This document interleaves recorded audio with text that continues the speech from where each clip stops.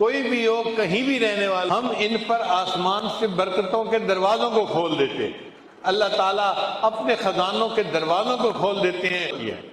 حضرت زید بن حارثہ رضی اللہ عنہ ایک صحابی تھے، وہ ایک مرتبہ مکہ مکرمہ سے مدینہ جا رہے تھے۔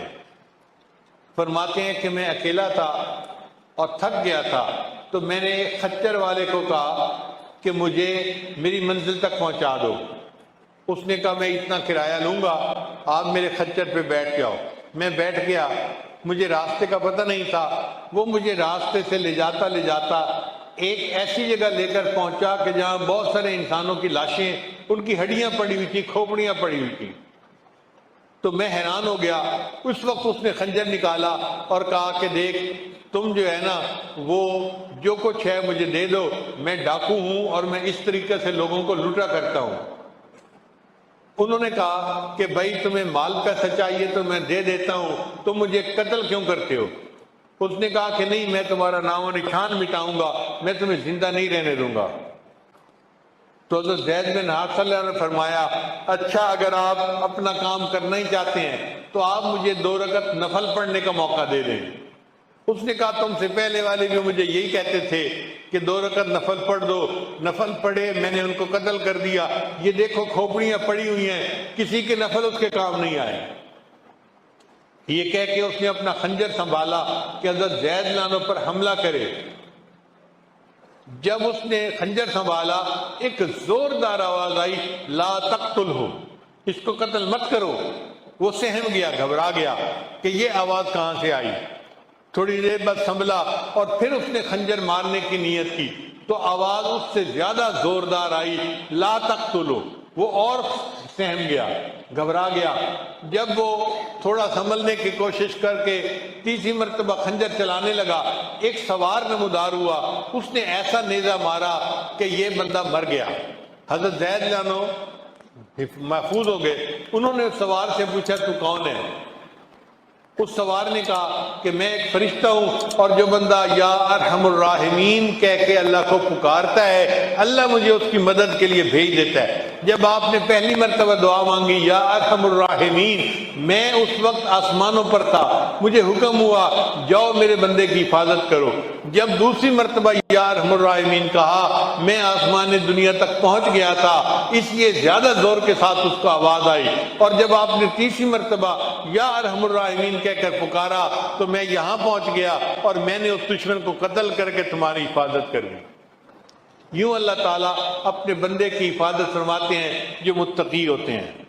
گورا ہو، کالا ہو، عربی ہو، اجمی ہو، پاکستانی ہو یا کسی اور ملک کا رہنے والا ہو، فرمایا من کانو حیث کانو، کوئی بھی ہو کہیں بھی رہنے والا ہو، جو تقوی کو اختیار کرے گا وہ قیامت کے دن میرا مقرب بندہ ہوگا۔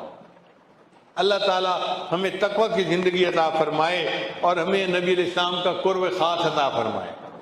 پھر متقی بندے پر اللہ برکتوں کی بارش نازل فرماتے ہیں۔ سنیے قرآن عظیم شان، اللہ فرماتے ہیں وَلَوْ أَنَّ أَهْلَ الْقُرَىٰ آمَنُوا وَاتَّقَوْا، اگر یہ بستی دیسوں والے ایمان لاتے اور تقوی کو اختیار کرتے، لَفَتَحْنَا عَلَيْهِمْ بَرَكَاتٍ مِّنَ السَّمَاءِ، ہم ان پر آسمان سے برکتوں کے دروازوں کو کھول دیتے۔ اللہ تعالیٰ اپنے خزانوں کے دروازوں کو کھول دیتے ہیں اور متقی بندے کو اتنی برکتیں عطا فرما دیتے ہیں۔ اب سوال پیدا ہوتا ہے کہ یہ تقوی بندے کو ملتا کیسے ہے؟ ہمارے مشائخ نے لکھا کہ 3 اسباب ہیں برکت حاصل ہونے کے۔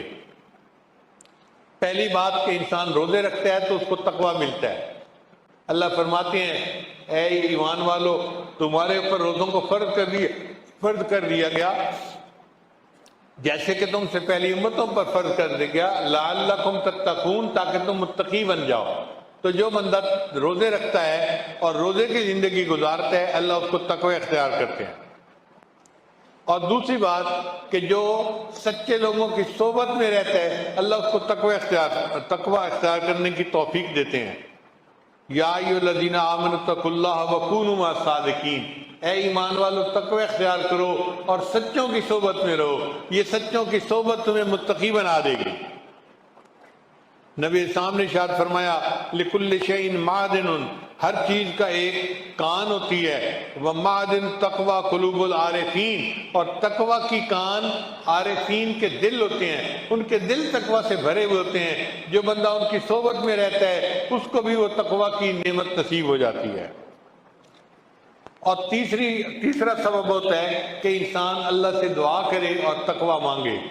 نبی اسلام نے دعا سکھائی، اللہم انی اسألک الہدی والتقی والعفاف والغنی۔ چنانچہ متقی بندے کے ساتھ اللہ کی مدد ہوتی ہے۔ اللہ کے کرم کا کیا کہنا، آپ اندازہ لگائیے، فرعون بیعون جو خدائی کا دعویٰ کرتا تھا، جو ظالم بادشاہ تھا، اس نے بنی اسرائیل کے ہزاروں بچوں کو قتل کروایا۔ ایسا قاتل اور ظالم بادشاہ ایک مرتبہ پھنس گیا، قحط آ گیا، دریائے نیل کا پانی خشک ہو گیا اور اب کوئی صورت نظر نہیں آتی تھی۔ چنانچہ لوگوں کے نمائندے بادشاہ کے پاس آئے اور کہنے لگے جی آپ تو خدائی کے دعوے کرتے ہیں اور ہم پانی کو ترس رہے ہیں اور پانی نہیں ہے، آپ کوئی انتظام کریں کہ ہمیں پانی مل جائے۔ فرعون نے ان سے وعدہ کر لیا کہ 1 ہفتے بعد پانی آ جائے گا اور یہ قحط ختم ہو جائے گا۔ اب دن گزرتے گئے، کہتے ہیں کہ جب 2 دن باقی رہ گئے تو فرعون کو فکر ہوئی کہ پانی نہ آیا تو میری تو خدائی کا جھوٹا دعویٰ اس کی کلی کھل جائے گی اور میں لوگوں کے سامنے جھوٹا پڑ جاؤں گا، اب کروں تو کیا کروں۔ فرعون اپنے گھر سے نکلا، سر پہ تاج نہیں تھا، پاؤں میں جوتے نہیں تھے، اسی طرح اکیلا رات کی تاریکی میں دریائے نیل کے پاس آ گیا، چونکہ گھر قریب تھا۔ دریائے نیل کے اندر کھڑے ہو کے، وہ خشک تھا، پانی نہیں تھا، اس نے دعا مانگی، اے اللہ میں لوگوں کے سامنے تو خدائی کا دعویٰ کرتا ہوں مگر دل میں جانتا ہوں کہ خدا تو اصل تو ہے، تو کائنات کو بنانے والا اور کائنات کو چلانے والا ہے۔ اے اللہ میں تجھ سے فریاد کرتا ہوں، میری عزت رکھ لے اور ہمارے اس قحط کو دور فرما دے۔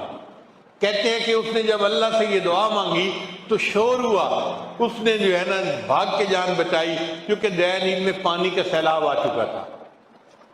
اب اندازہ لگائیے کہ فرعون جیسے ظالم کی دعا اللہ اگر قبول فرما لیتے ہیں، شیطان جو اللہ کا دشمن ہے اس نے اللہ سے دعا مانگی، رب انظرنی الی یوم یبعثون، اے اللہ مجھے قیامت تک کے لیے مہلت دے دے۔ اللہ نے فرمایا انک من المنظرین، میں نے تجھے قیامت تک کے لیے مہلت دے دی۔ جو پروردگار عالم شیطان جیسے دشمن کو مہلت دے دیتا ہے، فرعون جیسے دشمن کو اللہ اس کی دعا کو قبول فرما لیتے ہیں، ہم جیسے اگر کلمہ پڑھنے والے اللہ سے دعا مانگیں گے اللہ ہماری دعائیں کیوں نہیں قبول فرمائیں گے۔ اس لیے فارسی کا شعر ہے، دوستارا کجا کنی محروم، دوستوں کو آپ اللہ کیسے محروم کر سکتے ہیں، تو کے بعد دشمنہ نظر داری، اے اللہ تو دشمنوں پر بھی نظر ڈال دیتا ہے، جب تو دشمنوں پر ایسی نظر ڈالتا ہے تو اتنا رحیم و کریم ہے، اے اللہ ہم تو کلمہ پڑھنے والے آپ کے دوست ہیں، تو ہمیں کیسے محروم کر سکتا ہے۔ تو دعا ہے اللہ تعالیٰ آج کی اس محفل میں ہم پر خاص رحمت کی نظر فرمائے، ہمیں تقوی کی زندگی عطا فرمائے اور اللہ تعالیٰ ہماری دعاؤں کو اپنی رحمت سے قبول